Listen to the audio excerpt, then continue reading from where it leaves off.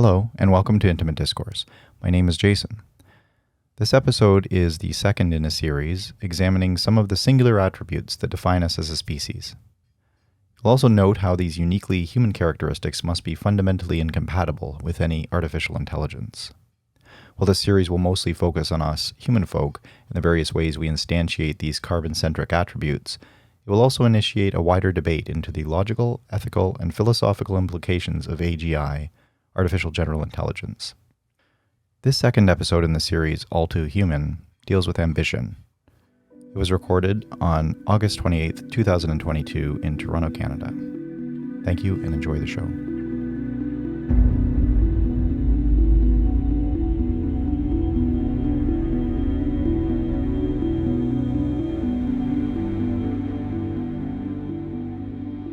Hi everyone, welcome to the show. My name is Jason, here with Dimitri. Good morning. Slip right on in. A shot of espresso and then put it down. Good morning. I'm in here.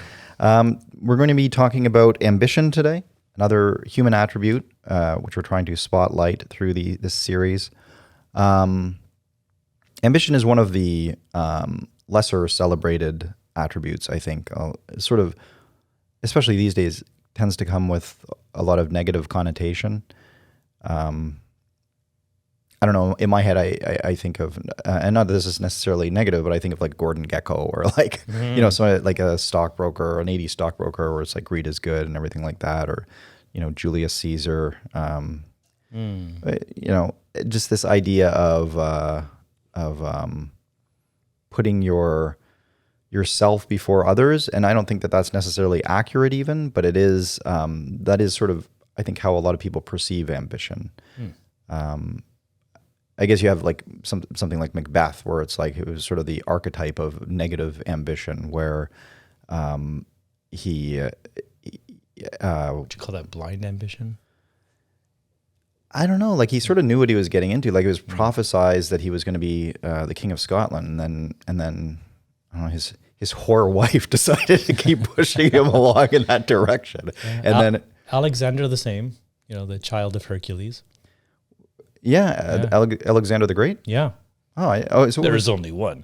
I didn't. I don't know much about that. Was there like a prophecy? Said, his father wasn't his father. His father was Hercules. Oh, well, there you go. Daddy so you have a lot to live up to. Yeah. Okay. I didn't know that. Like, it's interesting. It's kind of the person has to, you can always have the seed there, and then it's like, well, do you want to, like, how ambitious do you want to be? And somebody like Macbeth, it's like obviously ended all in, and again, sort of about the spoiler, but it has been a while. It all ended in bloodshed. And, there's positive, it can be a virtue, ambition. I think it sort of drives a lot of society in many ways. If it weren't for ambitious entrepreneurs or ambitious companies, we would still sort of be treading water in many avenues. Yeah, but I think since the beginning of time, we've been very aware of the duality of this one particular vice, emotion. Yeah, there are a few of these like that. I mean, there's always sort of the mirror image, right? Like pride, which we'll do that soon. But it's sort of another one where there's like sort of a good side and a bad side. Do you know the story of the Sword of Damocles? I know it vaguely. Yeah, like it's hanging on a string, and how does it play out? It's the way I know it, and I'm just sort of like I know the story vaguely, but I could have some details wrong. But it's just that somebody said, hey, do you want to be? I think it was like. Was it like jester or something, or somebody was hanging out with the king, and the king's like, do you want to be king for a day? And the jester or whomever it was said, yeah, of course. Like just thinking like, well, of course, that's like the best, that's the highest Who wouldn't want post to be in the king land. for a day? Yeah, exactly. It's actually like a meme, king right. for a day. Yeah. Right. If I were king for a day. So he was king for a day, and he was like, loving it, like he was going out in the streets and like everybody's sort of bowing before him, and then he has all these he's having these big sumptuous feasts with his like subjects and the people in his court, and they're all really having a great time. And he's like, "This is great. This is amazing."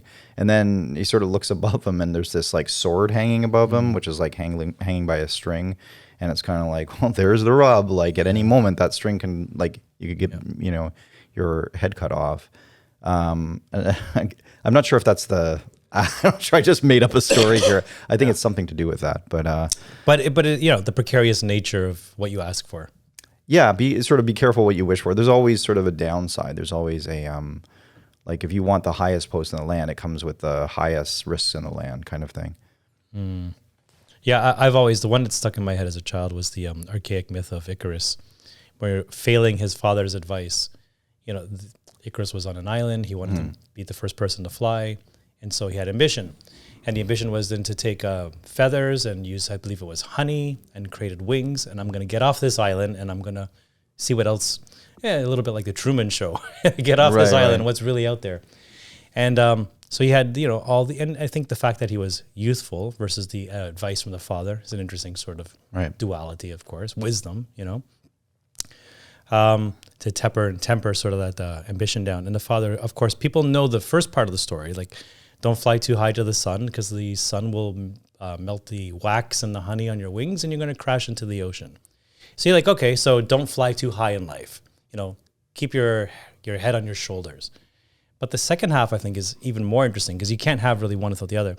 The father also told the son, don't fly so low to the ocean because a spray is going to come up from the ocean and hit your wings and weigh you down. And you're going to also fall into the water. And so the idea was to have your ambition, but find that middle ground, the golden mean. Don't fly too high, don't fly too low. Right. And it's father son sort of metaphor in there too. Youth versus wisdom, and how to use your ambition to your advantage. Mm-hmm. Yeah. Yeah. That's my favorite. I mean, just very basically, it's probably how I run most of my life. I think, with a lot of these, it really seems to be a theme throughout. You always hear like, "Well, all life is moderation" or whatever, and I've never really what does that even mean? To that. Yeah, have more veggies on my plate. What are you talking about? Yeah. Everything in moderation. But there is a, certainly something to be said for that. And if that's the kind of life, if you're looking for sort of a good quality life, that's probably good advice. Like I think that it doesn't necessarily suit everybody's temperament, but like I don't know. To me, that seems a little like watered down. But I guess it just depends on what you want, So would you argue then people who do follow that healthy advice are not the people that change the world for the better? Yeah, I would. So then we need the people that actually break the rules in general? Yeah, it all comes back to caste systems. Like, think of like a Brave New World, and you have the different, like, we sort of need everybody, right? You can't just have all like intellectuals. You just don't want the majority to be acting like that. Yeah, exactly. But you have to have an Elon Musk. You know what I mean? You have to have like Henry Ford or Thomas Edison. Like you need those people that are going to be sort of the torchbearers or the bringing us. Well, we talk about diversity all the time today, and we always do it on the superficial level, like skin color and stuff like that, religion, but we forget about diversity of thought. Mm-hmm. Like what school did you go to? What was in this case, what was your background? And how do people of your culture rank such things mentally? And how does that add a different element around the dinner table as we're talking compared to everyone just being from the same homogeneous sort of way of thinking, right? Even if you look different, like that's just crazy, right? So yeah, I've always loved, especially in the last 2 years, watching the world play out and being under different stressors, seeing that diversity of opinion, well, to be trampled on by the powers that be, in a sense, you're really trying to create that standard deviation where you're squishing everybody to the middle, so you don't have any outliers. But that diversity was so important to probably get us to where we are today and be exiting the pandemic relatively unscathed. And by unscathed, I don't mean through virus. I mean through just social cohesion. Right. So yeah, you need your yahoos is what I'm trying to say. In moderation, of course, but there's a moment where they're going to be called on, and then that's the moment they have to stand up. Yeah. So know thyself, Well, yeah, and that is the most important thing. So this is, now you're saying that, I'm sort of thinking of, it's interesting because it goes back to our state power episode where it's like there are forces that seem to be driving the world toward, like a one world government, or a more, at the very least, socially,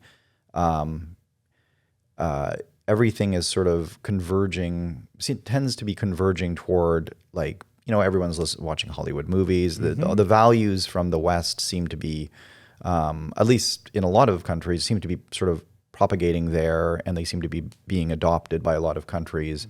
And we sort of assume that that's a good thing, but is it really? Like, what some of those values are, but No, we're not perfect. We've discovered a few things that have really propelled the planet forward. We definitely, the East has so much to offer too, but in those, you're talking about democracy or economics or law and meritocracy, like the West knocked it out of the park. But it wasn't an easy birthing process. Right. It took a long time to get to that point. It was an evolution.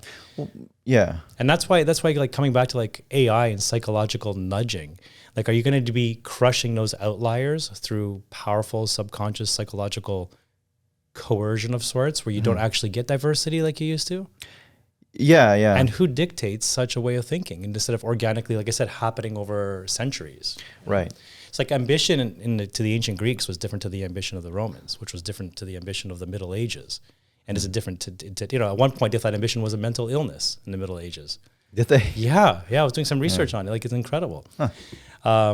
The Romans had a negative connotation towards it in the legal realm. The Greeks were, like I said, they had the understanding that there was a duality. And only, I think, from the last 150 years ago, it sort of became a positive force again. So then if you were to program, like going back to something like we were talking earlier about AI and different human attributes, which style of ambition are you going to actually program into the AI? Yeah. And will it be ever evolving? And if so, will it be evolving at the pace of society? And which society? Canadian society, Indian society, South African society?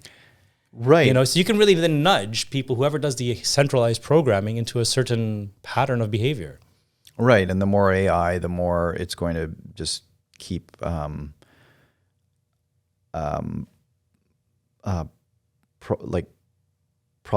propagating that same kind of value system that it was instilled and with. So now we say Eastern culture, Western culture. Are we going to start saying centralized culture?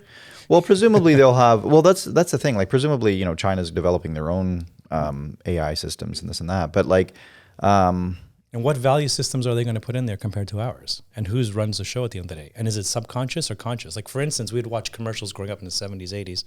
That'd be like, clean up after your dog when you walk around. It's the right thing to do for your neighbor.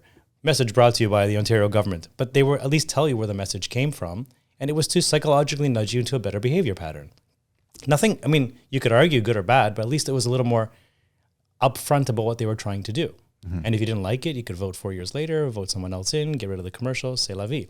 But if we start to install this sort of centralized lack of diversity value system based on what? The moment we programmed it? What if society, is it going to keep evolving with society? Right. What if it got programmed in the 60s and the EA is like, we're not having no Z's and Zers, but the society's like, actually, would society even evolve past the original programming? Yeah. If it could. Like, it's really infinitely complicated. And I think it's pure hubris to think that we can maybe be able to program traits that seem imperceptible, that it's conscious or not conscious now, but it will not evolve the way humans evolve. Yeah. And therefore, it's just not real. And to be fair, there are AI researchers, Max Tegmark is one that I know of, that are sort of calling for more people to be involved in the discussion as opposed to just the coders, like, so that there's more opinion, like there is that sort of diversity of, okay, so what do we want this intelligent life? But then it to becomes do? like a homogeneous thing too, because it becomes a very like a centralized culture. Mm-hmm. Like, maybe the East should just do what the East likes to do and pick up some stuff with the West, and the West does what the West likes to do and pick up a few things. Yeah. This really is like a centralizing round table of thought in a sense. I do think that the diversity really is important, because if you just look at, like, for example, like biodiversity, like, that's obviously important. Like, there's so many little aspects of the system that if you take them out, you maybe wouldn't even notice the repercussions of that until, like, years later. But having it in, if we're going to do something as monumental as starting to program like artificial intelligence, like, we need the I don't know, like the diversity of what other people bring to the table. But isn't like also what, that diversity enhanced through isolationism?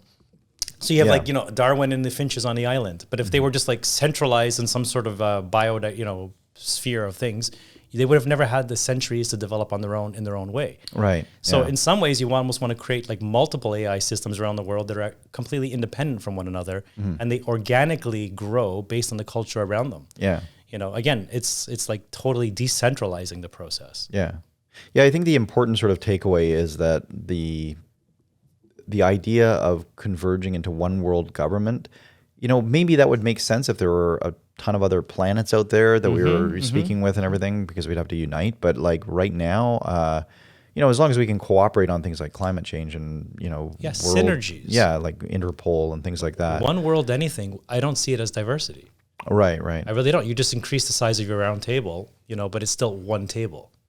Yeah. I think to have diversity, I think you have to develop your ideas in isolation. That's why I think, Brexit kind of made sense to me. Yeah, unfortunately, I agree. I was a big fan of the EU when it first started, but watching how we interact and react to such things, diversity and freedom to be able to regulate the small zone in which is relative to those who are voting for you really mattered. Exactly. The more local you can get with that kind of thing. That's why, even, I don't know if you vote in like municipal politics, like I don't, but I would like to. I kind of started voting everywhere these days. Yeah.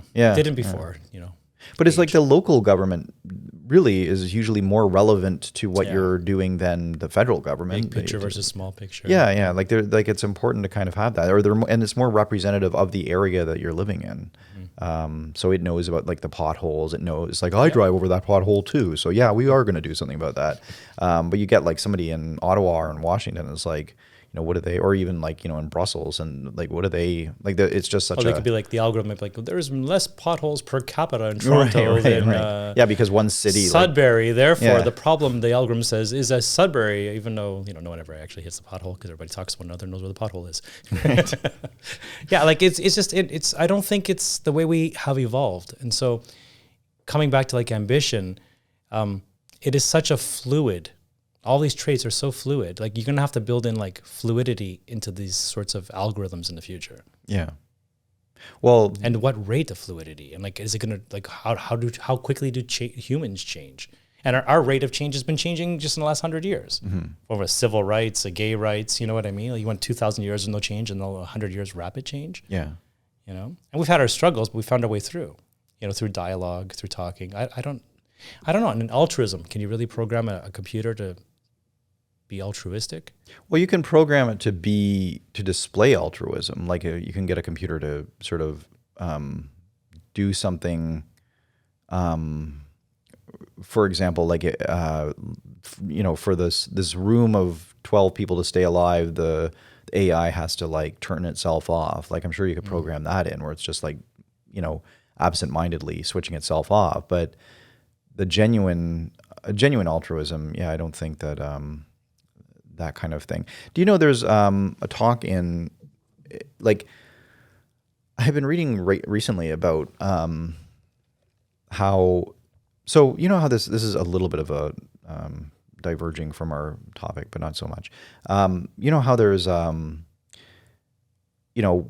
what is life, right? Like, so we're able to, like, we're talking, we're obviously each consider ourselves being conscious and each consider ourselves like, feeling like, oh, we're real, everything like that. But we are composed of the same material that like all this other inanimate stuff, or like this table, this microphone, everything is composed of. So what is the thing in us that is the life part, right? Like, and you can say, well, our brains, like we have stuff in our brains, but it's like, okay, that's still just composed of the same stuff, right? So I've heard recently that there's these proposals of, well, maybe it's that each individual atom there's sort of a, it's not atom, maybe it's the like proteins or something, but like something that builds on the atoms. But they all have their own slight bit of intelligence. And if you add up all of those, it's when you have a bunch of them and they're sort of focused, then they can have like this kind of display this more kind of meta intelligence or mega intelligence. It's interesting because there is the question of, I always think like I don't believe in, again, we go back to belief systems. Like I don't believe that you can ever have a sentient AI, because I don't think that I do think that there's a soul, and I think that that's where that life comes from. I don't think it's like something we can scientifically prove, and or maybe not now, but I do think that that's sort of my belief system. But like but I can understand how, if you don't have that belief system, you're like, okay, well then we have this big question of where did life come from? Because It's so mechanistic, though. I know, but you have to. So if you're just looking at it from a scientific point of view, it's like, okay, if you forget about the soul, Sure. and you're looking at like, okay, I'm composed of molecules and I'm composed of a bunch of atoms, and so is this table. What is the difference? Like, what is the like? Is it the way that they're structured? Is it the way that, because they all? I mean, I guess you could say DNAs, but I mean DNA. Maybe it's like you said, it's so micro nanoscopically tiny that like all these small little changes, that create you to be you. There's just that's why there are no two yous, and therefore you then infer a soul to use. And that's why you infer a soul in yourself, because it feels absolutely unique. Right. Yeah. It's that uniqueness that makes you just you. So you're right. If you could then create like computerized something that was absolutely unique, because I guess when we say mechanized and AI, it sounds like a stamping process. You can make it over and over and over. But what if in that process, whatever you make once can never be remade exactly the same? Right. Now there's you're some getting to something a little permutation. more organic in that sense, mechanically organic. Yeah, but there's still, for me, it needs to be endowed with, like, I guess what I'm saying with this whole thing is like, I can understand how some people would think that AI could be sentient, in the sense that if you start adopting this, I think it's called like proto-consciousness or something, where it's like each individual, it isn't about some external like trait that we just, or some external like thing that we haven't identified yet. It's actually like all of the intelligence is in each individual atom, and it's just a combination of them. So it's like at that point, then it's like, okay, then in theory, I can see how people who would think this would think that, AI could somehow be endowed with life at some point, and could be like, basically should have rights and should. But were you saying each one, every time it's created, is different from any other? Is that what you're saying there? I'm saying that if you're trying to get light, if you're trying to figure out where life comes from, and like how do you get life out of a material object? Uniqueness. It has to be one and a one-off uniqueness, and then free will. Okay, I think you need to have those two things. Okay, so if you have, but so where does free will come from, though? Right, like you have to, like this is what I'm talking about. This whole idea of like like an intelligent life, or like that is actually conscious of itself and is like, okay, I'm alive. And they want to do things, and they have ambition. Right. So to have that, if you don't believe in the soul, you could sort of look at this other theory and be like, okay, well, maybe it's the structure of the proteins, and because they all have these proto-consciousness in the atoms, like it's a bit of a far out, obviously. But if it's repeatable to the exact carbon copy, then I would say it's not alive. Well, do you think like It's a clone sheep are alive? Like you can clone a sheep. Is it exactly the same? Like are we able to examine to that level of detail where it's exactly the same? But why are you so stuck on the fact that it's like has to be unique? Because I think that uniqueness. What about is identical twins? What we infer the soul from. Yeah, that's a very good point. You have an organic. Again, they're never identical. They are. There's always. You can tell them apart to a degree. One eye is different from the ear, and something like that. Yeah, I don't know. They're identical in the sense that the egg split, but the way that egg got represented over the lifespan, still has some variation in it. Right. But if it was completely carbon copy stamped, there's no difference whatsoever. And the way in which that clone then absorbs information and utilizes it and has the same level of ambition and all these other things going on. Like, do identical twins have the same level of pride or ambition or envy? Like, it'd have to be exactly the same. Then you'd say there is no difference.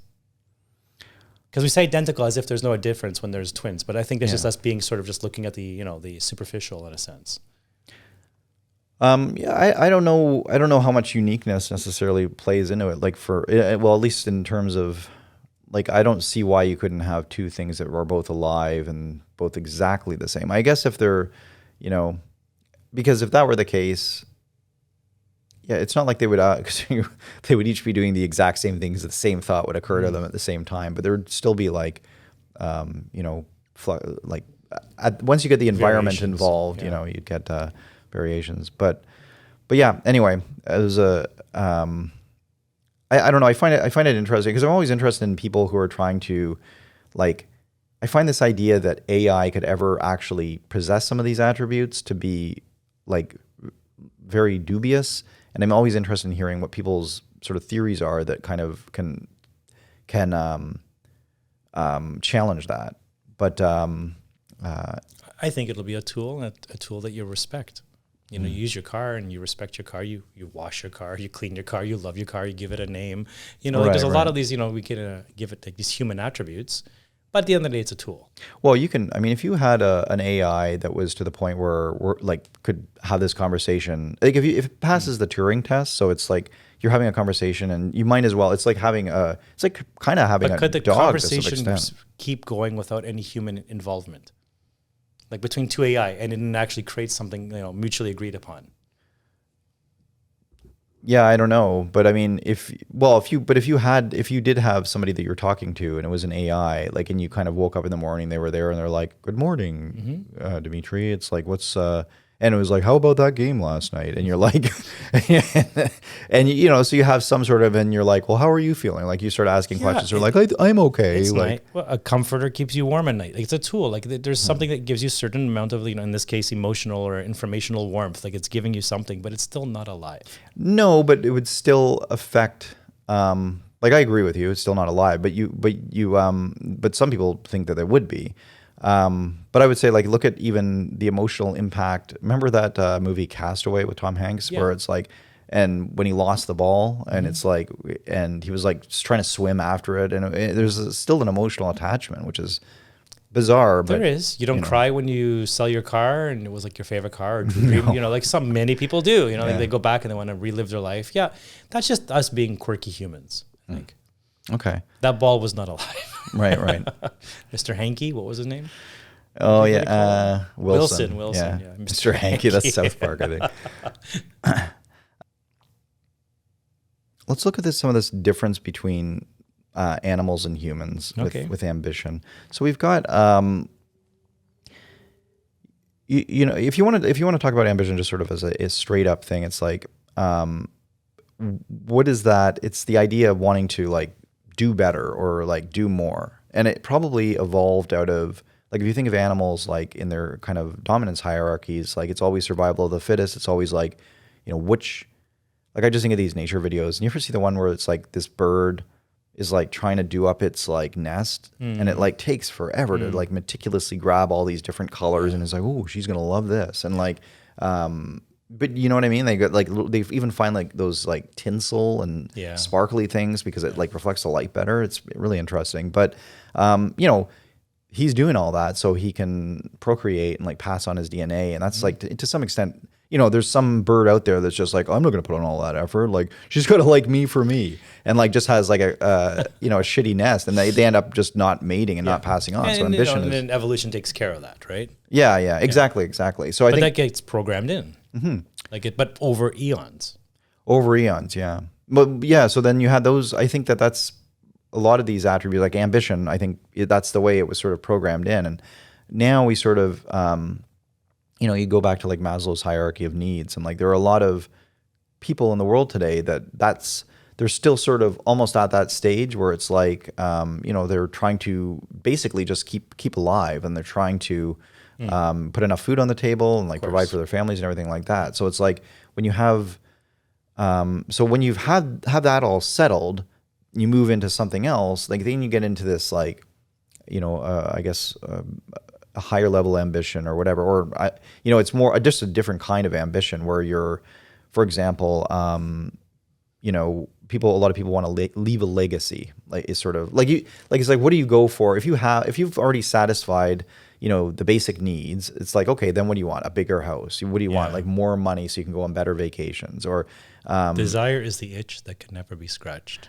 Right. Yeah. And that's sort of ambition in a nutshell. And then once you get to be big enough, like you're sort of satisfied in all of the other aspects, and it's like, oh, what is the legacy I want to leave? Like I think of like It's so ego driven too, though. It is. It's a different form of immortality. Mm-hmm. Well, think of like the pharaohs of Egypt, for example, who would they had everything, so it's like, well, how do I still want to be big in my death or whatever. Of course, so or I'm like, Bill Gates and I want to win a Nobel Prize Right. because I've got everything right. else money can buy, and I only need respect. Yeah, I guess global respect. Yeah, I wonder what the highest thing is there in the highest level. Once you've achieved all the basic things, you keep moving up the levels. It's like you want to hear an interesting quote? Charity cures greed by putting the desire to help others above storing up treasure for oneself. Can you say it again? Yeah, it's pretty wordy. Yeah, charity. So this is how you want to counter, because ambition can turn into greed. Mm-hmm. And so how do you counteract this thing when you hit that level where you're at the upper tier of the strata of society? Charity cures greed by putting the desire to help others above storing up treasure for oneself. Right. Okay. Yeah. And so charity would be the ultimate form when you've reached the very top of Maslow's hierarchy. Yeah. Which is a Buddha or a Jesus or religion sort of thing, really. Well, or even like,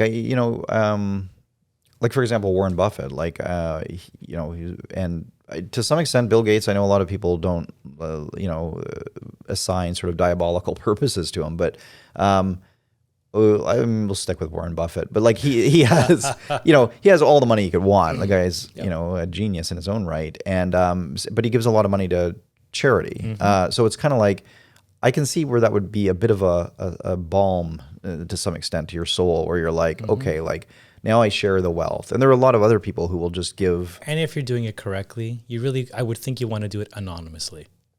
That's why I like Warren Buffett, because I don't really know much about him. And I'm sure, like you said, he's doing a lot of these things. Yeah.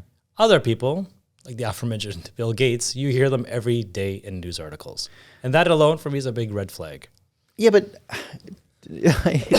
like in defense of that, like, I mean, he can't control who's writing news articles about him, and like, he has a paying foundation for news articles written about him. I always think take the Bill Gates situation, and it's like he's not like isn't it enough that he's giving billions of dollars? Like, can't he be? I mean, why does he need to do more than that? Like, that is a lot. Like, that is, you know what I mean? Like, the people who are receiving that money don't really care, most likely, whether he's like, telling the world that he's doing this or not, or whether he maybe slipped a story in that his foundation is doing it. Yeah, no, those are more peripheral things. But when it comes to somebody like him, if it's like the centralization of power through creating donations to organizations, which then allows him to have more power within said organizations. Mm-hmm. Even though those organizations are supposed to be benign in helping the world, it still helps him get to places he wouldn't have gotten otherwise. Yeah, that's a different story. Yeah, I agree with that. But I mean, I guess what it is like, so if somebody, and this is another conversation I had at a dinner table once, that was like, if you're paying a lot of money for taxes, if you make a good amount of money and you're paying a lot of money for taxes, like the argument is, I'm trying to put it in a way where I don't like be careful. Yeah, you're saying you should get more. No, I think that like people who are fairly paying their taxes, and if they're, so like, I'm not talking about people who are like hiding their money or whatever, but they're actually doing more for sort of the downtrodden in society than somebody who just like goes to, just like goes on Twitter and is like, oh, you care about like this group or whatever. And it's like, yeah, but this person, whether they like it or not, I'm sure they don't want to be paying those kinds of high taxes. They're still, at the end of the day, the downtrodden are benefiting more from the people who are paying the high taxes. 100%. I don't know what the cutoff was, but here in Canada, it was something like if you make $150,000 a year, or maybe even higher, lower. It's 200. The amount of taxes you contribute is like 80% of the entire tax revenue pool, or something like that from the from our income taxes. Yeah. Like the top, I'm going to make up a number, it's not real, but like the top 20% will pay 80% of all taxes when it comes to income tax. So yes, you need the rich. Yeah. Because if you don't have the rich and you push them away through, demonizing them or overtaxing them or creating legislation which makes it hard for them to make money in the first place, they have the economic mobility to be able to move on. Right. So yeah, you need the rich for sure. And I guess this kind of comes back to what we were saying before with the stratification. And it's not that, like, I obviously don't think anybody, like, in terms of caste systems, like nobody should, like, I'm not thinking of it like, oh, there should be like, the upper class and the lower class and this and that. Like that sort of tends to happen naturally anyway. But like, if you have like, I'm just thinking of the best thing for society is that people know, for example, sort of know themselves and what they're happy with. Like, maybe you might be the smartest person in the world, but if it makes you more happy to like, maybe you love cooking and you just want to own a restaurant, like then do what you love. Well, it comes back to ambition again. Like, how do you want to utilize that ambition? Yeah. Ambition for the should planet, come, for your family, for yourself. You know, how do you want to utilize it? Well, ambition should come after you've sort of done that assessment, right? Like if you're like, for example, like Elon Musk, like he's very driven, like incredibly driven, but like he wants to save the world. You know what I mean? So like, but to the detriment of hurting his own family. Yeah, but maybe that's more important to him. Like you can never say that, but like but maybe that's his mission, right? So it's like some people his just destiny? have different drives. Yeah, I mean that's his destiny. Could an AI ever recreate this one-off kind of our weirdos that we need, our rebels, our Joan of Arcs? Yeah. Or just be like homogenizing everything to the middle ground again. Right. No, I'm a big fan. I'm a big fan of my weirdos and outliers. My friends tend to be that type of nature. My wife is an outlier. My family are all quirky in that sense. Like we don't do normal in a sense, right. But so it's just more interesting, more creative, and inevitably it's the more rare spark that pushes the narrative forward. Mm-hmm. Yeah. So I'm a big fan, but yeah, I guess if he decided that saving the planet is more important than his family, and I don't know, but I know he's just had like 2 more children. Did you see that, Elon Musk? In vitro with somebody who works there. Yeah. Like just like didn't even have sex. Like he just like, I'm gonna just make 2 more children. Right. He's trying to like, I don't know what the number's at, but it's probably double digits, like it's like getting up there. Yeah, I know. He goes on about I'm having babies. People I don't even meet. Like, is this crazy? He's worried. I know that he's sort of laid the groundwork with this. Like, he's worried that the world will be underpopulated. Yeah. So maybe that's his way of, he's doing his small part, I guess. But yeah, that's pretty crazy. But I guess if you have the money, and you, of course, I'll be taken care of. And I know I'm not to go into that, but his father was into they're a strange family that way too. They've been into the whole technopoly sort of thing, like did we talk about this I don't before, think so. you and I? We'll leave that for another one because it's a huge, but yeah, the family definitely is an outlier in the way of thinking. And you can see it exhibited in the way he even raises his own family. Yeah. Let's put it that way. Yeah. Interesting guy though. Yeah. I mean, you want boring people? We need your boring people too, Well, that's the thing. So they're heroes in a different way. The person that gets up and works 9 to 5 and slogs through a hard work day and comes home and raises 2 kids. Like society needs those people tremendously. Yeah. And I feel like when people say that, it's like some people think that those comments would be said only to be like, yeah, they've got their, like they're there kind of no, you need them. Something. You need all the components of the automobile. You really do. They all have their place to play. Yeah. Just, I guess the key is to know who you are and what will be better for in this one chance at life. What are your best attributes and how to best utilize them? Question then for you. Then if that's the case, and if they're all truly equal, like, and we're just trying equal to get in value, equal in value, not necessarily rarity, quantity. Right. Because I was going to say then, should they just all sort of be paid the same? And, as we get into that there you go, G. Supply and demand. And if, you got your standard deviations, got a higher quantity, they're going to make less money because they are in high supply and you can replace them. So no, I guess you don't. Well, because then if the idea is just to do what you're sort of born to do, like if you, like for example, like somebody might say like, well, I would really like to be like a seamstress, but there's just no money in it. Like, I don't know, either it might be even, I don't know. But, so they're like, I'm going to go to business school and try to compete in this like world of like,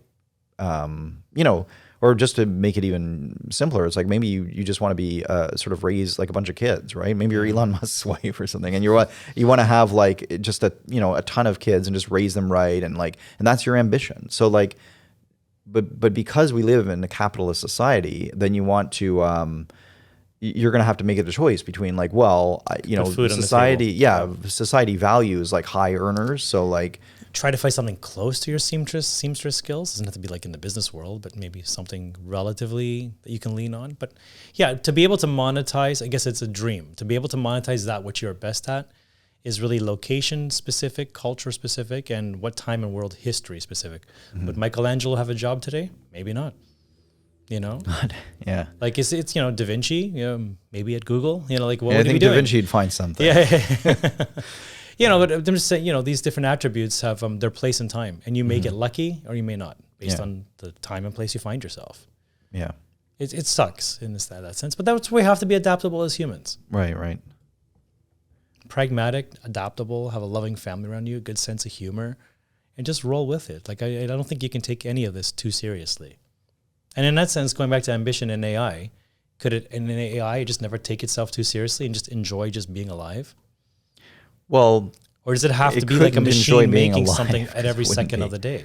And is that how we've been configured as humans to even want to have our planet? Will it just turn into some metal planet you see in some cyberpunk movie 2,000 years from now because it was a more convenient and efficient way to run the planet? Because it's just that's what the AI is supposed to do, create more efficiencies and conveniences for us? Right. Or just simply be and let humans just be like a crutch to lean on when you need it once in a while. Yeah, so like just circling back, just like the history of ambition, like I kind of just chunk it. I mean, you can look at many different points in history, but you go back to 400 or 500 BC to the ancient Greeks of Aristotle, and his school of thought had ambition is like the wind that moves humans from being inertia into action.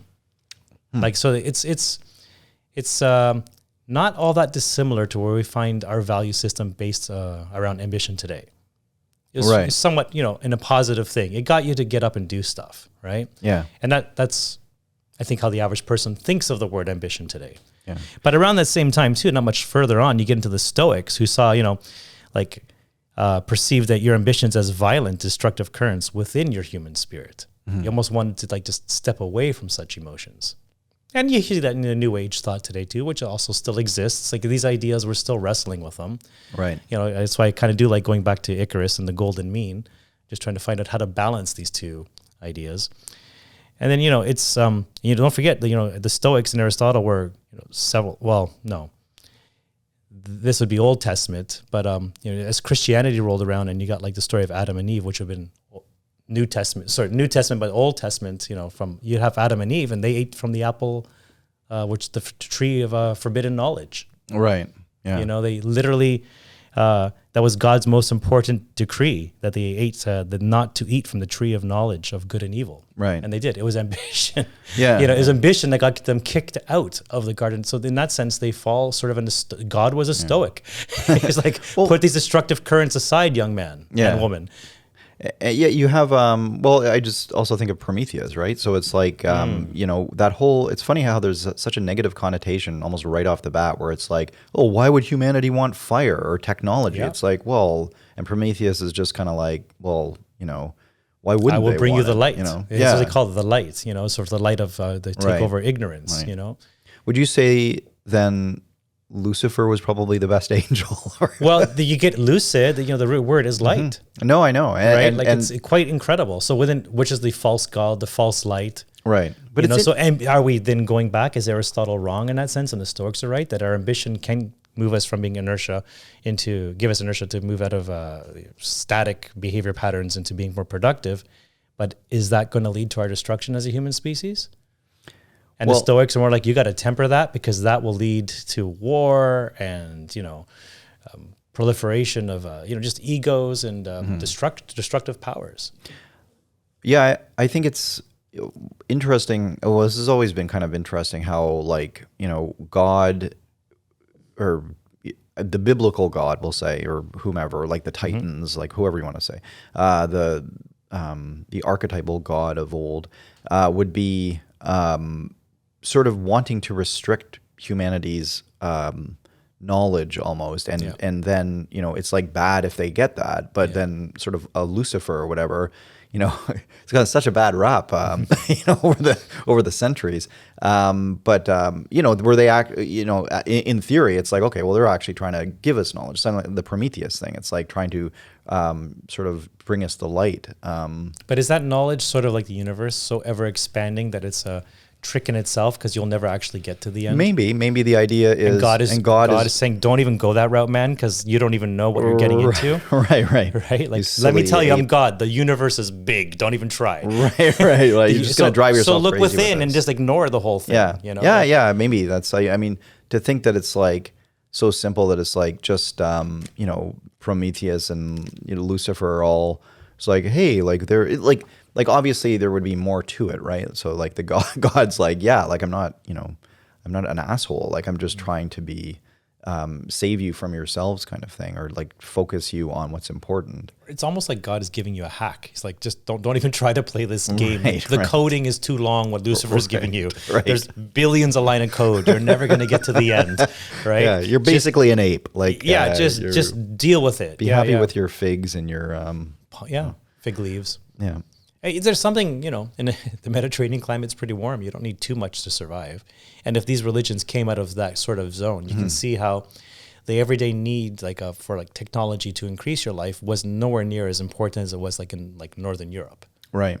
You didn't need much. That's why the whole idea Garden of Eden, it's quite tranquil. You don't need to do much to survive.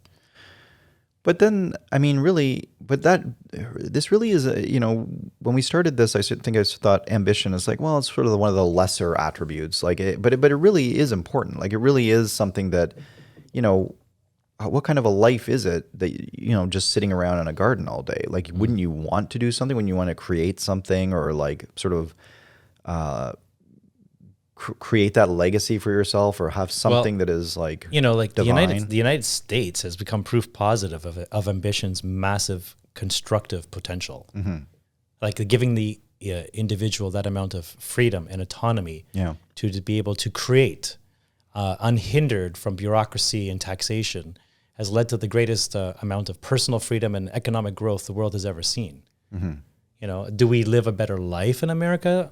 You could debate, depending on how you quantify a better life. But it's certainly in a materialistic realm unleashed something we've never seen before. And many would say that was positive. Well, yeah. And I mean, you just have to compare it to the Soviet Union to see which style of, because I guess the idea there, I certainly wouldn't say that there wasn't any ambition in the Soviet Union, but the idea of communism is to kind of quell the ambition to some extent. Yeah, right? it's it's a little more stoic, and maybe ideology matters more than truth. Right. Well, and it's this idea you're going to do the job that you're good at, and this is best for everybody, and it doesn't really matter what your desires are in terms of maybe you want to accumulate more wealth, maybe you want to go to Paris. It kind of was the summer. First centralized algorithm, because in the schools you used to have these aptitude tests there, and you have a math mind, you're going into the maths, and you didn't have a choice. Mm-hmm. Yeah, here you can basically, there's obviously the tier of marks to get in, and either you have the ability or not, but there's a certain amount of free will in the process. There you didn't have that. Right. So it was very centralized, very, in their rudimentary form, AI driven. We determined that this is the best thing for you, and we're going to slot you into this part of the machine. Mm-hmm. Yeah. And in that sense, takes away a bit of your individual need for ambition. Right. Just do your part for the machine. Yeah. It's it is a good sort of in that sense. Certainly for all of its faults, America, you can say, it is the greatest country in the world in many respects. America brings out our greatest attributes as a species in terms of trying to create and survive in a materialistic world. To give them their due, the communists brought out our best attributes maybe in theoretical, ideological destinations and goals. Yeah, it's communism is sort of a naive philosophy. That's the thing. It's kind of like, wokeism, or like some other philosophy where it's ostensibly very good. It has all the right things. Yeah. Of course, the workers, you want the workers. Political correctness comes out of communism. Yeah, it's totally a communist thing. Yeah. Yeah, because it's just so the ideology is there completely, but can they actually practically make use of it in an efficient way in the world today? History has shown us no. Yeah. And people will tell you, well, that wasn't real communism. Oh, so where did it actually happen correctly? Yeah. You're going to create the one that never, there's inherent problems with it. The inherent problems are the fact that this, for example, we're talking about these fundamental human values like ambition. You can't, like, the communism is built around the idea that you have to set your ambition aside to do it for the whole. Like it's completely like- it goes against evolution. It's kind of like being a family member, though. You know, when your father or mother tells you can't go tonight, we need you to shovel the driveway. You know, it's better for your family, but maybe not better for you. Yeah, there's something to be said for that. But I think that if you build a philosophy around pushing away or like denying the sort of fundamental attributes that make you a human being, and I don't know if it does it for all of but it does, you know, I don't know in terms of like love and passion. Like I think that there are certain things maybe that still flourished in the Soviet Union, but certainly ambition I would have been quashed to some extent. For sure. Well, because I think in this sense, ambition and individualism come hand in hand. Yeah. Right. Yeah. Like your ambition, your personal what? No, this is communal. Right, right. Well, even pride to a certain extent, like it gets deferred. Like you know, and we'll talk about this more in another episode. But like pride in yourself and in your work, like you can be proud of the work you do, but wouldn't you be more proud of the work that you cared about and did? Like if you're a widget maker in the Soviet Union because you're really good at making widgets and that's what the state said you should do. Like how much pride are you going to take in that as opposed to if you have this thing where you also like to paint and you paint in your spare time or whatever, like that's where you're going to have the pride. And, for sure. You know, so it's, yeah, I think that's why I think communism is just incompatible with human, like basic human drive. Yeah, it's a wonderful philosophy. Like you said, I think it's just naive overall. And doesn't work it doesn't work in the real world. The really real world, you know. Yeah, but you're right. When you see those images, even from Soviet propaganda, where they're all marching off into a factory to work, right. You sit there and just dwell. Like, is that individual feeling like a certain amount of personal self-satisfaction today? Not in an individual sense, maybe on a collective sense. And that's why they all see them in one large line going into one big building. Right. But as an individual, the factory. Yeah. But as a John Ingalls on your farmstead sort of thing, Little House on the Prairie, couldn't be more opposite. Right. Yeah. Which is really interesting because, you know, the farmer culture of America and the farmer culture of the USSR, I think that the same type of like strong, hardy, ambitious, type A man and woman full of Russia could have easily gone the America route. Yeah. The spirit was there in the people. Right. You know. Well, think of the space race too, right? Like that was an ambitious thing, you know, for Kennedy to say, okay, we're gonna by the end of this decade, we want to have a man on the moon. Yeah. And you know, the Soviets tried to do the same thing. And of course, the they were up Soviets- in space first. Yeah. So give them their credit where credit's due. But it's like, so you know, in that sense, it's like, I think you're still going to get a few wins, you know, if you have that kind of state power behind you. Yeah, for sure. Well, there's a certain efficiency, and you see that through China too. Right. Where they can maximize capitalism's best attributes through like a totally centralized, you know, right. Mechanism where they don't have to go through council meetings and where to build an next condo or something. Right. Well, the condo's going here, end of story, you know, yeah. And they could just steal our intellectual property. So it's like, yeah, there's 100%. Well, it just makes it certainly more efficient, right? Like, why do all the hard work when you can just like hack into somebody's company and do it? These days, I wonder if there is a trend. Have you heard of this whole quiet quitting phenomenon? I've seen a few titles, but I haven't read an article on it yet. So it's like a lot of people these days. There's sort of like a tradition in companies in Western countries where there's this idea of sort of the ambitious go-getter where it's like, okay, like, well, who's that guy that's been staying here for 14 hours a night and like burning the midnight oil, and he's always trying to put in the extra time and always taking on more and more responsibility. Like there's this kind of idea that that's the sort of a laudable attribute in companies. I mean, those people will get promoted and this and that. But I think there's been a bit of a trend these days, and I think it came out of the pandemic. And you know, I think it's a lot of millennial and maybe Gen Zers or Gen Zers are doing this thing called quiet quitting, where they're basically doing the bare minimum that their job requires, and they're not taking on more responsibility. They're not working extra hours. You know, 5 o'clock hits. What would be the reasoning for that feeling? because they're trying to achieve.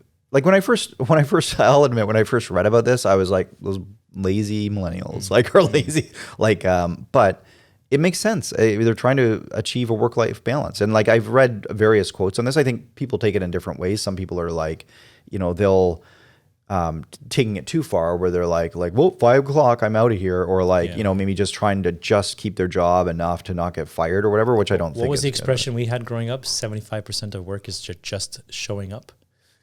I don't remember that. Oh, I didn't. Maybe it was just me. Yeah. 75% of work is just showing up. Right. I used to say that growing up.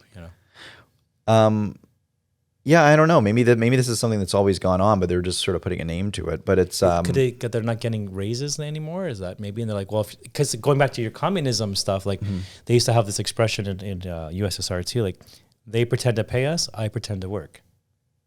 Right. So why would what is the ambition if I'm a dentist in the USSR to do 12 people a day instead of 4? I'm getting the same pay. Yeah. No, I agree. But, these people aren't in the USSR. So it's like, I wonder if this is like just a lack of ambition, Or is it part of are we taking on some attributes from when we say socialism and wokeism and political correctness and work-life balance and blah, blah, blah?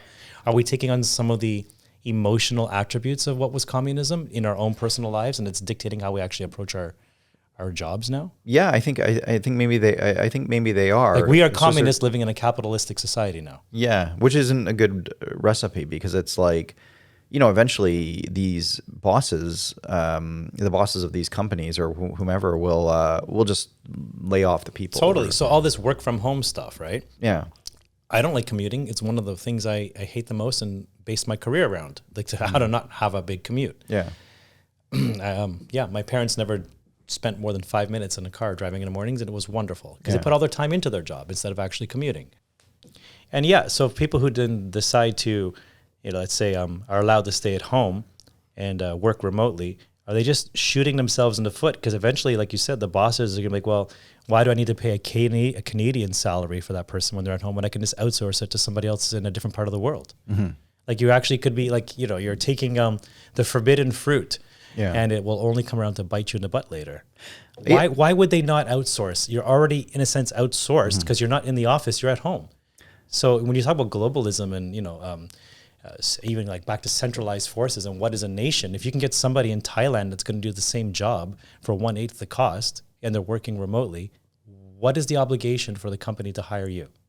Yeah, well, also it really fits in with the AI because like, I've noticed more and more these days going into the grocery store where like I now find myself opting for the manual checkout. Me too. Even if the other one's free. 100%. And it's just like, I don't know why. I'm like, I don't want to have to deal with and I think a lot of the reason is, and like, with all due respect, I know there are people who are putting in. Oh, sorry. You said you go to the manual checkout. Yeah. No, I actually go to the person. Oh, do you? Yeah, I really try. Yeah. Yeah. Well, it also in actually the age of surprised me when COVID, you it's said cleaner, they don't have to touch a screen and all that sort of stuff. But isn't it Well, nice to look you at have somebody somebody else. smile, especially when the masks are off now? You're like, good morning. How are you? No, I don't. That's the thing. I don't see the smiles.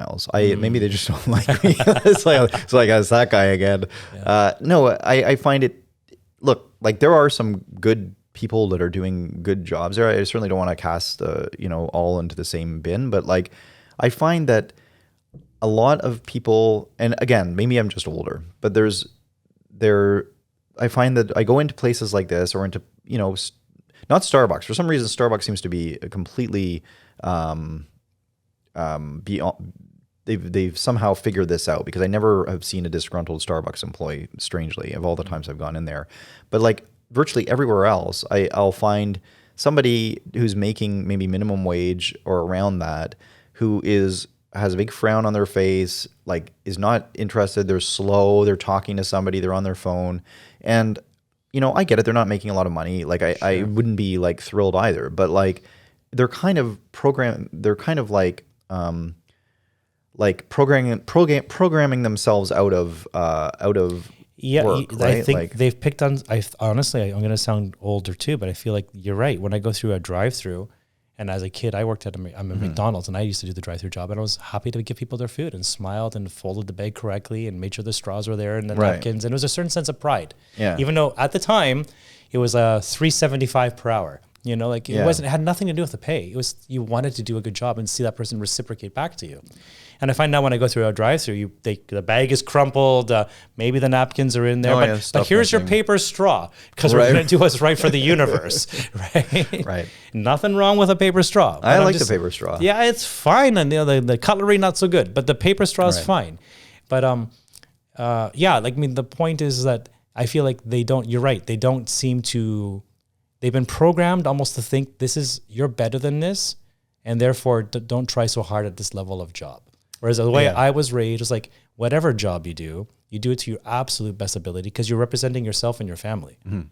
And I agree. It went beyond money, you know, and it went beyond like, again, this communism almost inflates the ego in a sense because you're like, well, then I don't need to participate in this because they're just basically here to steal money from me because I'm just a unit of labor and all that sort of stuff. You know? Yeah, it's interesting to see the trends and how it all sort of fits in, like how it all affects each other. The drive-through workers are throwing down their chains, right? But in the process, they're also eliminating themselves out of a job. Yeah, it's unfortunate, and I would also, I want to note that it's like, I think that it is. Like, it's no different than the job we used to have. And by the way, just as a quick little side note, I'm going today for the first time in decades back to a place that I used to work for it was like $3.30 and then $3.75 an hour when I got my big raise back when I was like, and I'm going there with my dad we're just doing a little trip down memory lane kind of thing.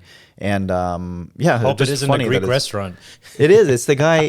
Remember the guy, the Malacca? I told you that story. That's the guy. I didn't know. I know that story. I didn't know you had that job so early in your life. Yeah. I was working. I worked since I was like 10 years old. Like I was delivering like newspapers. Sounds and then like what a Greek guy would do. Right. You have 2 arms, leg. Don't worry. Come. It's okay. I pay you cash. Malacca. Always with the Malacca. I love it. He's like, it mean good friend. Potentially, from a certain point of view. Right. It'd be like, it's funny because you only call me that when you're angry at me. That's like stupid. Okay, I'm dumb. That's how I stop from hitting you. Don't worry. I just call you Malacca. It's a safety mechanism.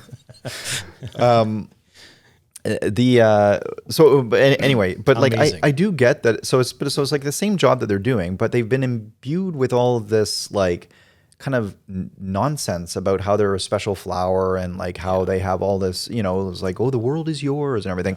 But at the same time, I would say that they're going into a marketplace that is not as fertile as the ones we went into. Like their AI is coming and it is taking out all these smaller jobs. They can't afford a house. You know what I mean? Look at it this way, and from their point of view, why try harder if the effort's never going to get me into the lifestyle I even think is minimal to my needs? Yeah. And I understand that there's a massive problem with housing costs and inflation in general. Right. But being bad at your job isn't the right way to go about it. It's just the wrong mental attitude in life. Yeah. And that's being fostered by media and I think schooling. I don't know if the parents are actually I don't know. I can't speak for the parents. I know I wouldn't raise my kids that way. And I think that this is where this quiet quitting, I think you hit the nail on the head. It's like, it isn't the right attitude in general. And, but I also do understand where in their minds, it's like, you know what, like, what am I doing this for? Like, what am I, just like a worker bee now? Like, it's the golden mean. Again, back to Icarus. Like, I understand your complaint, but don't go so hard with it. Right. Find the golden, the soft, sweet spot here. Yeah. And, but it is hard. I guess these days, like, it's like, what are you, you know what, at the same time though, I always hear, especially since the pandemic, how there are all these opportunities. I know a few people that I've offered jobs to or could have gotten jobs that were fairly low. At this place I used to work, it was an internet service provider. But anybody that would be interested in sort of IT, if as a starting to kind of start getting into it, there were jobs available there to do stuff, and you'd learn it, and you wouldn't get paid a lot, but you'd sort of that was the stepping stone, right? And it was kind of like everybody that I offered it to was like, and they were all kind of millennial aged at the time, but they were all or 30 or younger or whatever. I don't know what millennial is anymore, the dates or whatever. Yeah. But it was all like, oh, no thanks or whatever, and then I just see that they would just remain unemployed for like another 12 months even. And it's like, okay, well, I mean, that is the field you're trying to get into. This is a stepping stone. Yes, the pay is not great. It's not my company. I'm not offering you the pay or whatever, but it's like, I think there is a certain amount of like, you've got to do it for almost the education. Like you're getting paid minimally, but for an education. So back to inertia experience. and Aristotle, where's the ambition to actually get you moving a little bit? Yeah. Something forward is still forward. Yeah. And it's, I think one thing, like I think of like a lot of kids these days, it's like, what do you, like, I mean, if you have something else going on, then sure. Like if you're building something else, then okay, it maybe makes more sense. But if you're just kind of throwing up your hands and being nihilistic about it, and it's like, oh, I'm just gonna like. But see, I think complain. we've stumbled into something here, Jason, because in a sense, when we were saying how America was, was proof positive of ambition being like such an amazing driving force, but that's probably in historical terms, not 2022. Right. Yeah. Right. And then when I kind of then just had this sort of like intuition, well, maybe perhaps we've just become we've taken on too many communist traits, living in a capitalistic society. And that has then brought with it the more USSR version of ambition. Mm-hmm. Like, why should I even bother? Yeah. The system is rigged against me. This is ridiculous. Right. Or when in doubt and I have anxiety, trust the experts. Because I just want to defer, because I don't actually want to take on any ambition myself and actually figure things out. Yeah. To the point we have like words like, you're doing your own research. That's like anti-ambition. Right. And that's coming from the top down. Yeah. Like, don't have ambition and figure stuff out yourself. Listen to the experts, or, just be grumpy about your life because you're doomed anyways. Right. So we might be on the precipice of something really changing fundamentally in our country here. Mm-hmm. No, I think that we might be. Yeah. Like, we are transforming while the system is still staying, in a sense, like capitalistic. So are we becoming then like, an outlier, like a colony of China in that sense? Like, in a sense, so we have this sort of like, capitalistic economy, but with a much more communal, you're just one clog in the machine. Don't speak out because you might be like a whack-a-mole and get hit by the media or social media, and, less diverse and more homogeneous in thought. Yeah, there's a lot to unpack and a lot going on. Did you hear? There's a bit. We don't celebrate individualism anymore. Not as much. We don't celebrate somebody who's like the weirdo. Well, look at Elon Musk. I know I keep bringing him up, but it's like he's castigated a lot in the media. Yes. You know what I mean? Like, yeah, he says a bunch of like flippant things on Twitter or whatever, but it's not his job to like. Well, it's not his job yet or anymore to what goes on Twitter. But I'm just saying, like, when he says something on Twitter, it's like that's not his.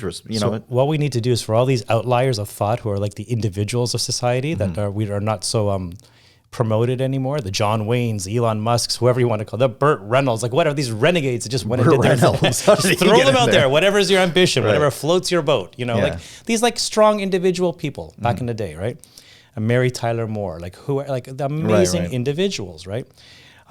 So when we talk about the LGBTQ, maybe we need an extra letter now for the person who's just like, I'm a freaking individual. You know, like no, this is my weirdness, my individuality is part of who I am, and I need my own little letter to be part of this group too. Because if not, what we're doing is kind of like the gay people, we're kind of just regulating them like, oh, well, it's a fringe element of society, instead of actually bringing them front and center. Right. Why should that kind of personality be like, like demeaned? Yeah, no, I agree. And if anything, they should be celebrated. And if anything, they should be celebrated more so than others, because they're the ones that are bringing something of value to the world onto the table, right? Like everybody's special in their own way. Everybody's got their own thing. I'm not saying like anybody is a less of a person or whatever, but somebody like an Elon Musk and or a Henry Ford or anybody who has these grand ambitions and are and the drive to continue to persevere and like I think of this old boss of mine. It's so inspiring. It is inspiring, and like I had this boss. It was actually the same place, the ISP, and it's like he was a real. We didn't get along very well, and I left on relatively bad terms. But he was a really hard worker. He was up early in the morning, and he was a really smart guy. And I was actually inspired by his work ethic. Like I didn't want to put in the same hours he did because he owned the company, and I was, just a kind of a worker there. But like at the same time, I was like, he's really like like he's building something. He's got the ambition. He's doing it, and that's impressive to see. So like those people, you know, they're founding companies. They're employing people. So like, you know, they might not have the best. You know, I know Elon Musk and also Zuckerberg now have gotten in trouble for like some things they said to their employees where it's like, you're not, you know, basically anyone's expendable, kind of that kind of a vibe. And the employees are like, whoa, like how, like, what are you saying? It's like, yeah, but times are tough, Yeah, you know, I can fire you. yeah, it's like that's his, like he owns the company, or, you know, he runs the company, you know? So it's That's like, how communist we've become. right. It's shocking when you hear that. It's like, well, how can you say that to your employees? Like, What is HR going to say about this? It's almost like that's like Yeah. the communist head altar. right, that's the Politburo, the HR. Yeah. What is your bidding, my master? Yeah. Like, well, it's Elon Musk that we're after. Yeah, true. Like, you know, in a simple way, as a child, when you played like a sport like hockey or something, there's only one person on your team that's captain. You know, and there's a reason why they're captain. Yeah. You know, and not everybody can be captain. And maybe this, you know, your moment will become captain later on in life, a couple seasons down the road. Right. But they have those attributes like the boss that you were saying that, you know, they have something that inspires the entire team to be better. And these Elon Musks of the world and Mary Tyler Moores and all the archetypes of those sorts of characters. And there's been, you know, Lucille Ball, like you can go through so many amazing individuals in the last 100 years. They were the captains of their teams. Right. Maybe we have to add a letter C to the LGBTIQ. I was going to say I would piece. probably be a better letter. Sure. Yeah. Well, this is like iPhone, iMac. Give me a C. Lower. It'll be a capital I. I, Dimitri. That's my pronoun. Right. Okay. So, yeah. No. I think that's quite interesting. Actually, I wonder where society will go from here. Like, I wonder if this, you know, it's almost that this whole quiet quitting thing was sort of named and given a moniker that it was like, I don't know if it's just because of social media and these things trend or whatever, or if it's like, you know, it's almost because you could say like, well, this has always been going on, or You know what the media is saying? The media is saying it's okay. Because that's not a bad way of writing it. Mhm. It's okay to feel like crap at your job. That's what, when you write quiet quitting, quiet. It's calm. It's not like rage. It's not like violent. Right. It's quiet. Think about the adjectives they're giving it. Like I look at those things from a psychological point of view sometimes. So like I think they're endorsing that type of behavior. So Jason, would you consider yourself, how ambitious would you consider yourself? Oh, good So question. you're certainly ambitious, but how ambitious? I don't know if I am that ambitious. I think in my mind I'm ambitious, but it's not like in action I'm not. Like in many ways, I don't know. You know, I say this very modestly because I'm not trying to big myself up, but I am an enigma in many ways, and to myself most of all. Like I don't know why I do a lot of the things I do, but like you know, at work I've always worked hard. I've always had a good job, but it's never necessarily like been, you know. So it's funny. Like I'm a hard worker, but I'm not like ambitious necessarily. Like I look at, for example, I'll use my brother as an example. I don't think he would mind me using him, but like he's really good at sort of negotiating, like really good at negotiating. He's in sales, but he's like very good at like he has no problem like going to his boss and being like, you know what, I'm worth more. Here's how much I value myself at. And that's a real skill, and it's like a really valuable skill. And assertive and like not content with like sort of staying at a certain level. politely disagreeable. Yeah. You know, he's like, I disagree, and he's, you know, Yeah, it's exactly. an attribute. Yeah. And like I'll disagree, but I'll like whine about things. Like I'll you know, and it's not like an attractive quality. It's just like or it's not even like I'll whine. I'll sort of commiserate with my fellow workers, like but not necessarily try to. You know, there's been times where I've kind of gotten fed up with the job, but I'll leave the job before I'll kind of try to negotiate a raise or anything like that. And it's a really valuable skill that I think needs to be taught. I mean, if I, you know, because I look at where I am in my career and where others are and the money they're making, and I really should be making about twice as much money as I'm making, right? Okay, So, like, you know the yeah, sure. like perhaps. if that's the goal kind Yeah. of thing. And I do have a good job now, so I actually like my job, so I'm willing to sacrifice some money for the sort of the benefit of the freedom, the people, like everything that I'm comfortable with where I am. So And do you think you could have doubled your salary? I think if I really wanted to, I could find a place to almost double it. Yeah. Okay. But like, I'd be working a lot more. Or I'd be And that comes at a cost. exactly. So, but there's also a middle ground. Like I should be making more than I'm making, but I just don't want to have that awkward conversation and also, But risk losing. why don't you want to have that awkward conversation? I don't want to risk losing what I have now. And in my mind, my work is not my number one thing. Like, for example, like this podcast, for example, is something that I would consider, I'm ambitious about. Like I'm trying to get it working, Sure.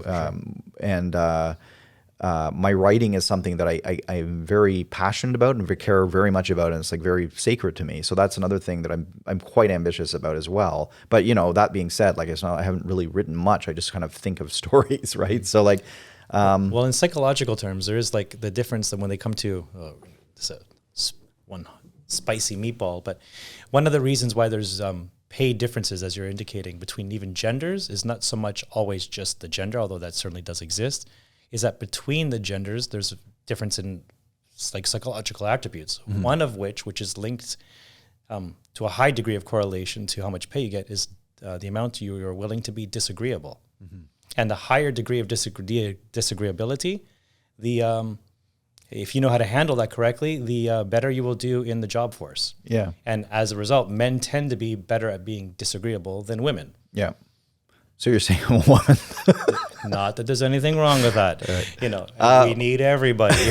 But this particular attribute, you may skew, towards that side of the things more. Yeah. Like we all skew one way or the other, different attributes. Yeah, I can be honest with myself enough to think that I do. Like that would make sense. Like my like I can see where that comes from hereditarily, and I'm also I can see that being displayed. Like it's not that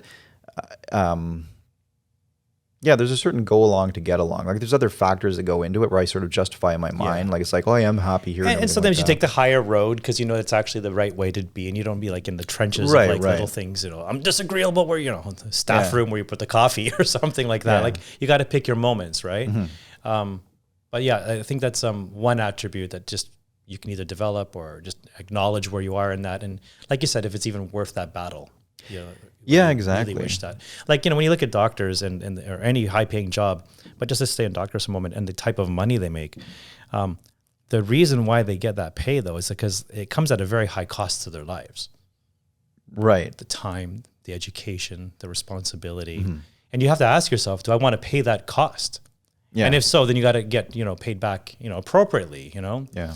But not everybody wants to have not everybody has, it's not just the intellectual capabilities, and everybody has the desire for the life to go in that particular direction. Right.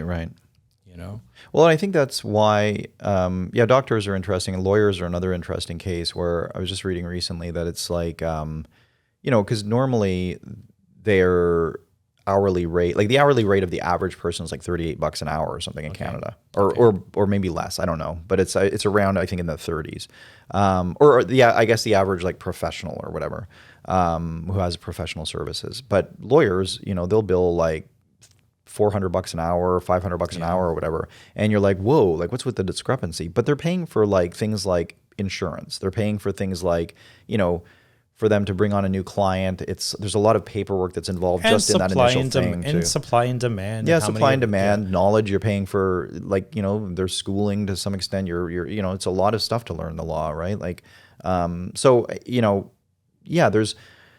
I guess what am I trying to say? Like it really starts with you and what kind of life you want to have, and like how much, what is if you have ambition, what is the ambition for? Is it for more money or is it for a better life? Like, because you can make like $500,000 a year, but if you're living in squalor, if you're living in a third world country and you're just like, avoiding gunfire every day, then that doesn't really do you. Do you think this amount of disagreeability that is advantageous in the workplace has been sort of bred out of us a bit, and the entire, as you were saying earlier, millennial generation and younger are just not as disagreeable, and therefore it's going to hurt them in the occupational workforce going forward? And that is exactly what corporations are trying to breed. That's an interesting. Yeah, maybe. Do you I want don't a know. bunch of John Waynes and John Ingalls and Lucille Right. Balls in your offices? You know, like driving you nuts as a manager because they're all demanding more out of you, or do you want somebody that's more like, no, I don't know why I'm using the kind of voice, but you know, less disagreeable, Right. and just more go along to get along kind of crowd, and then you have a more malleable workforce that will only benefit the company in the end. The company's bottom line on payroll. Who knows Yeah. about the results? I don't know. It's an interesting theory. I would have to see some evidence. Like I don't know if necessarily, like, I mean, this quiet quitting thing kind of sounds like this It goes exactly in supports that your- area. And then yeah. just think about the standard deviation again. You're squishing everybody back to the middle. You are not promoting the outliers. You're getting like a whack-a-mole. You're knocking the outliers like the Elon Musks down and promoting like the good person will be the one that's quiet. It stays in the middle. Right. Like how many people believe in all these new social narratives that we have today, but they're simply afraid to speak out because they're going to be reprimanded by whatever. And you're just training a whole population to be like, well, I'm not going to quit. I'm just going to quietly quit. Like it's really like just avoidance of conflict. I guess. And I'm not promoting conflict, but you know, I am politely disagreeable a lot. Well, it's sort of like this whole phenomenon with ghosting and like I remember I had What the hell is that, right? No, Yeah. I know. I had a job interview several years ago, and but recent enough that it was. I'm just trying to think of how long. Anyway, I went to it. Everything went fine. Like it didn't go great, but it went good enough. And I'd been told by the guy that I was kind of interviewing with, one of the three people who interviewed me. Like they took me. This was a big, like, you know, they had a room in one of those startup things down. They were looking for somebody who's fairly crucial to their infrastructure. But I'd been sort of assured, it's like no, they'll get something for you. They want, like, by a friend of mine that knew one of the guy there. And then, so I did the interview, and I'm like, okay, I'm going to have a decision to make because I have a nice job now. Do I want to then take this one because it's going to be a lot more risky, but it'll be more exciting and this and that, and more money potentially. And they just ghosted me. Like they just didn't respond to me. Like, and I was like, well, you know, and it was kind of like, yeah, we'll get back to you in a couple of days. We'll figure out blah, blah, blah, next steps. And it's like, and then just nothing. I was like, and this was my sort of first encounter with this whole ghosting thing. And I was like, that's rude, you know? It's like, you can't just the passive aggressiveness has become like the new norm, but when you really analyze it, it's so cowardly and rude. Yeah. No, I agree. Like exit interviews are nice. Some people are like, oh, you didn't get the job, but let me tell you why. Like that's wonderful. You know, like, but just brushing people off. Yeah. Like how like snobby, nose in the air. Like you're not even worth my time to respond. Right. Like no wonder people feel like crap about themselves these days. They're getting ghosted all over the place. I would say though, the exit interviews, if you are let go from a position, it's there's legal. Sure. You know what I mean? The liability, like I don't know much about that world because the nature of my job, but yeah, it's out there. I would see how, from an HR perspective, it's like just better not to say anything, which is unfortunate, but it's like that's now how the world is. Like you know, because if you say the wrong thing, it's like, well, that's, you know, that was one of the forbidden reasons that you weren't allowed to, like. It's unbelievable, eh? Like how can you have a free conversation going forward? Again, going back to AI and ambition and everything, but like, you know, imagine a future where everything's just mic'd and recorded in Alexa and like, well, actually you said this word. Yeah. No, My it's God. terrifying. Like even as we're having this podcast, I think about my words a lot. I'm like, if I was writing this down, it would come out so differently. And so we're going to start holding people to that standard. Like whatever comes out of your mouth is like, you meant it to the fullest degree forever and ever more. Right. You know, Yeah, like exactly. It's really exactly. an impossible standard to hold people to. Well, that's why I always think, like, more. And they will only shut people up in the future and again push them to that standard deviation of normalcy in the middle where no one's going to want to speak out at all. Yeah. But you see it, like when you put something on a Facebook post, and you know the silence can be deafening sometimes, and I love it because you're like, people are seeing it, Right. They're reading You it. just see your friend count go down. Actually, surprisingly, in my case, not. And then you get all kinds of messages through different platforms, which offer all kinds of support. And then occasionally you'll put a post up there that is much more in the same vein, but more benign. And all of a sudden, boom, it populates with a whole bunch because it's acceptable to put an I like on there. Yeah. So what, those people weren't around when they saw the other posts? They obviously more or less agree with what I'm posting, but they won't touch the one that will stain them. Yep. Yeah. So again, we're crushing the outliers. Yeah. It's Where's the ambition? Yeah. Yeah. It really gets down to boils down to sort of the boring averageness where it's like everybody just wants to say the non-controversial thing and just kind of like check all the boxes. Of course, we have get through social life. responsibilities, but I'm just saying that social responsibility should be deferred to like how on average, the average person sees how you behave and on an individual basis decides how they want to interact with you, not through some centralized mechanism again. Yeah. That's the part that I think is really terrifying.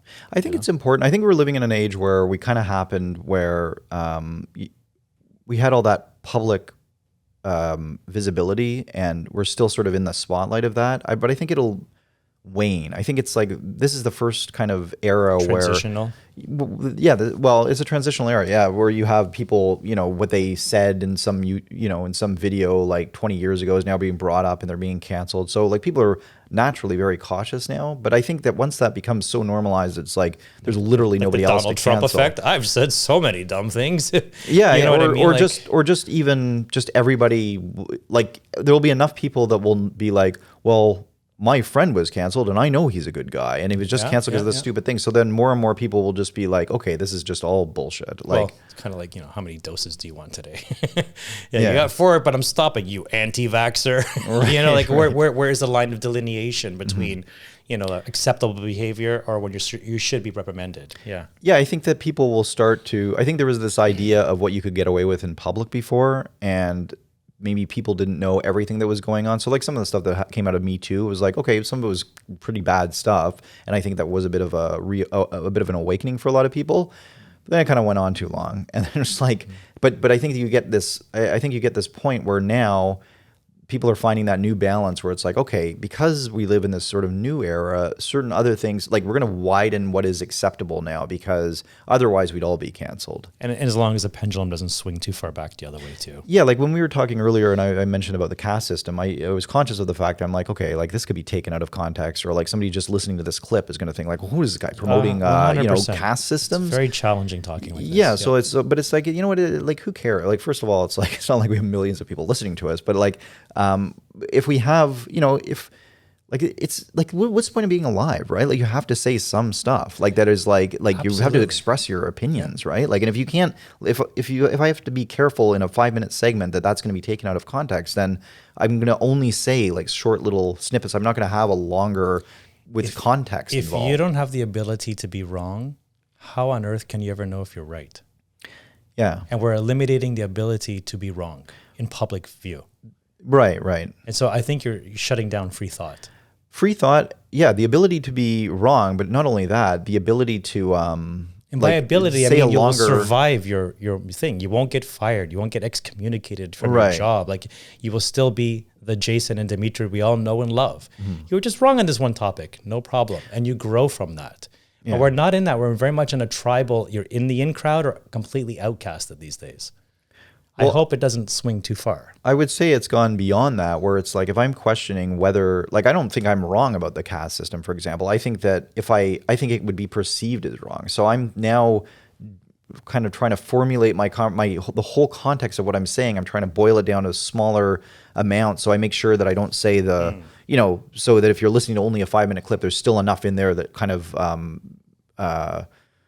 balances it all out. Yeah. Like justifies. I was trying to think of the word. But that's the problem too, because you're going back to technology, and like what percentage of clips on YouTube are just 10 minutes long versus a 2.5 to 3 hour podcast? Like who really has the time anymore? Because there's just so much quantity out there. It isn't like 13 channels like when we were children and you knew every episode word for word. There's literally billions of channels these days, and hours and hours of. I don't know how we're going to parse through that. Other than when you find something that is questionable, you have to take the time to do your own research and dig deeper into what is the actual nature of Jason and what did he actually mean by this sentence. I think but people don't want that; they want quick judgments. Yeah. This is getting a little off topic, but I think that there's a real need for the generalist kind of information. Like I think it's what you're talking about, like going down, like really investigating something. That's important, but that's one side. Like you also need the generalist, where it's like, here are the news stories, here's the basic stuff, and because we don't really have that as much anymore, without getting the biases that we see on like CNN and CBC. I think we need a new kind of like even something like Daily Wire. Like I think that you get the sort of the straight goods, but it's obviously slanted, like it's slanted more right. So it's like, if you just want to get the stories and want to get like, okay, what's a relatively balanced opinion, you can go to, I think we need that. And then also we need to do our own research more diligently. I think there was an app. I might get the name wrong. Have you heard of it? I think it was Ground News. And what it basically is you, I believe that was the name. We can check it out. And you put in all the different newspapers you like to listen and like read and watch, and it will put a spectrum there, left, center, right, where they fall. Okay. Because it's unfortunate that it's known. Like if things, you'd think things would all be center-ish. Yeah, and I never knew growing up that things could be so slanted as a corporate ethos sort of thing. And then what it does is it'll indicate you've been reading lots of news articles from one side, like say 70-30.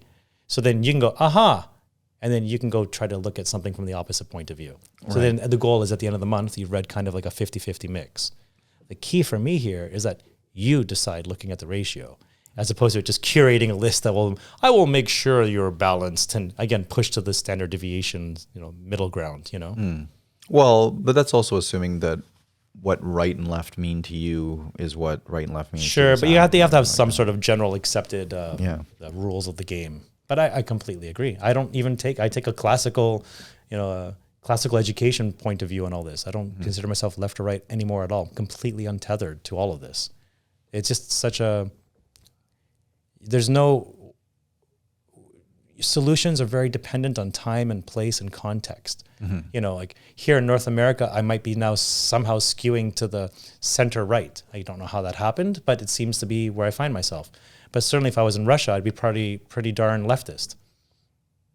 Very progressive, very progressive, you know, like sure, gays can get married, wonderful, no problem, and everything else that goes with that sort of package. Yeah. So it's really time. So who am I when it actually changes depending on where I am? Yeah. It's just always, as long as you know thyself, right? And But going back to ambition, like when I had asked you, like, are you ambitious? Like for myself, like I'm just very aware I got one shot to live. So you think? And if I have more, there's very low chance of me being consciously aware that it's my second or third or fourth chance. Right. So therefore it is kind of like the first chance over and over again. Yeah, that's good. At least consciously. Yeah. Maybe you find yourself like being born in Canada was something I did good in a previous life, and therefore I got a blessing in this life. Like, I don't know, but I'm not aware of that. Yeah. So for all intents and purposes, this is my one shot at life. And as such, it's always been trying to balance that it's always been like work-life balance from the beginning. And, there's a lot of work in there and there's a lot of life in there. And I do struggle with this a lot, and I chat with my wife about it often, because the potential to do more is certainly, in my point of view, is academically and financially, it's certainly there. And I have the ambition to do it. And sometimes I feel like, am I cheating myself out of my talents by not utilizing them to their fullest extent? Because they're there. And like, why did nature or God, whatever you call it, give you all these talents if you're not going to maximize them? Is it really good to take these talents and just use them to a minimal work-life balance amount? I don't know. Like it's something that tells me you've got the ability, use it to its fullest. Right. I don't know. So I struggle with that versus don't let your ambition turn into greed, and make sure you treat with all your ability, turn it more towards your loved ones and make sure they're all cared for as well too. And if you take your other talents, like I was saying earlier, to the max, something's going to have to give. Yeah. You're not going to be able to spend time with your mother, your father, your spouse, your children as much. So trying to balance all that has been my life's, I shouldn't say challenge, but like mentally challenged. Because like I can see myself like really like, oh my God, like I did great in university and I had all these high academic ambitions, of which I turned off the valve to that rather than like the doors all being closed. Right. Yeah. It's a tough one. I do struggle with it. I don't know. It's just my once in a lifetime debate with myself, Well, one thing when I think of you, I always think of mentally challenged. So. I know, kind of threw that one out there, but I'm sure people when they get to know us will understand better what I mean. But it's just it is a challenge, man. Like you just wrestle with it. I don't know. Yeah, it does go back to the whole Icarus thing, and you just have to find. I mean, I hate the idea of moderation because I think it kind of like, I don't know. There's a certain like mollification where it's like, oh, you don't want to have, I don't know, it's like easy does it. Like you're sort of denying life or something. You're denying that drive or that like wish to kind of reach for the stars. But there was the point, like Icarus got off the island. Like that's maybe that sounds like a song title, but he didn't just sit there and go, wow, this is really overwhelming and I don't understand and I may go too high and I may go too low. I better not do anything. Like, you don't want that. Right. Like, You the definitely don't ambition want got that. him off Yeah, the yeah, island. that's true. Right. And perhaps, you're going to make your mistakes, but you need to get off, metaphorically, off your own island. Yeah. I think for me, that probably is the point of life. And then the mistakes are just part of doing that correctly. Right. Yeah, I think that's probably a good point to end on. Get off that island, folks. Yeah, get off the island, just like the TV show Lost. Until Well, you don't want to go back to the island. Islands are nice. Like that's the Well, they problem, can be prison right? paradises, though. Yeah, Because they are true. absolutely beautiful, but by definition, it is sort of a prison because you're isolated from the rest of the Yeah, world. very seductive. Yeah. It's like Like Odysseus. I was gonna. Man, you just took my like with the There you go. siren. That's The why we're doing sirens. this. Yeah. Okay. But even he only spent 7 of the 10 years there. He had to get off eventually. He got Yeah, the yeah. 7-year itch. Right. He's like, I love this island, but I gotta go. Yeah. I gotta go. Man, that guy had a Calypso. cool life. Wasn't it called Calypso, the island, I believe? Oh yeah, I think it might have been. Which in Greek means the covered, the hidden. Oh, okay. Yeah, that's what that's. Is that the same island where the sirens were beckoning him? No, I think that might have been a different one. Oh, that was the one that just the ships would always Yeah, and they had crash to put into. wax in their ears and tie himself Right, to the right. pole. Yeah. But did Odysseus Did he put wax in his ears, or did I can't No, remember the everybody whole else story. did, I believe. He had himself tied to the mast, but he wanted to hear. Oh, Yeah. interesting. So yeah. again, he's cheating a bit. Yeah. He's got ambition, the man. Yeah. Yeah. Found himself on a prison paradise island, got the 7-year itch, and finally had to leave. Yeah. What Get a back life. to Penelope on Ithaca. He was the Elon Musk of his day. Truly. All right. Let's call it a day. Thanks for listening, folks. Please spread the word if you like this podcast. Tell your friends. And hope you have a great day. Always a joy. Bye-bye. Ciao.